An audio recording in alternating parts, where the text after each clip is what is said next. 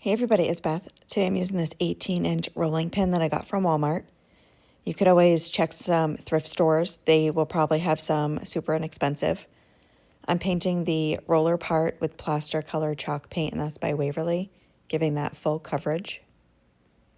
Once I have that painted and dried, I paint the handles with ink color chalk paint, also by Waverly.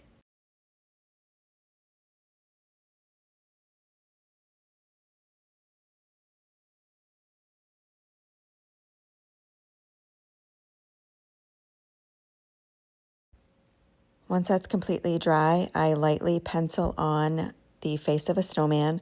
I'm doing some teardrops for the eyes, the carrot nose, and then the mouth.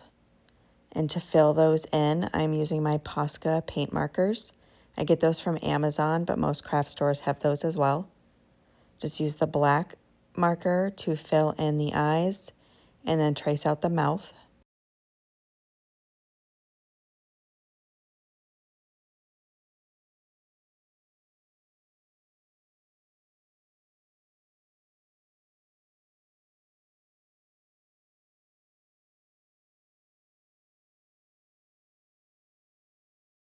For the nose, I go back in with my eraser and erase most of the line so you won't see that through onto the paint.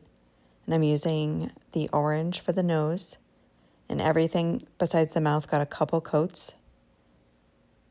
Dry that completely, and then I'm taking a very thin paintbrush and some of that plaster chalk paint and drawing some lines on the left sides of the teardrops, and then use the back end of the paintbrush and make a dot in either eye.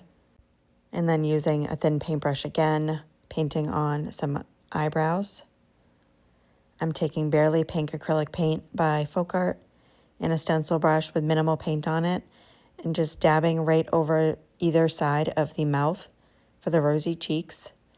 Dry that completely and then just trace back out the ends of the mouth. And then make a couple white dots in the rosy cheeks. Next, I'm taking some black and white ticking fabric that I get from Amazon, and I had just cut a strip of it. It was probably about 1.5 inches, maybe a little less. I wrap that around right below the face, and I just made one knot and then hot glued it into place. I just didn't want the knot to be too bulky. I trim those up and then cut slits all the way across the bottom of those, and then add a little bit more hot glue just to have the placement how I like it. I then had cut another really thin strip of that same fabric and put that through the top handle, and then looped that and made a knot and cut off the excess, and that'll be my hanger for it.